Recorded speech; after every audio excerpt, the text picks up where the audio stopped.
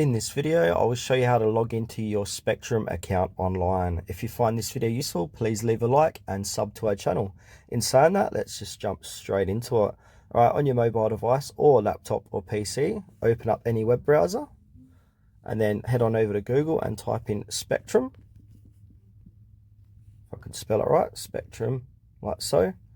And now click on spectrum.com. This is the official website of Spectrum. And once you're here, what you want to do is click on the three bars on the top left hand corner and then click onto My Account.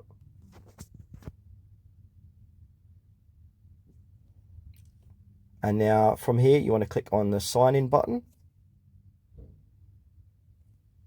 Once you sign in, you can pay your bills and all that stuff. So now from here, click on username, put in your username and password, and then click on sign in.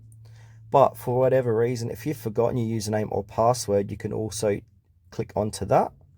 And then, so if you've forgotten your username, you can click on phone number, put in your phone number to get your username, or you can use your email address or account info and then click next and follow the prompts to get your new password or to find out what your username is.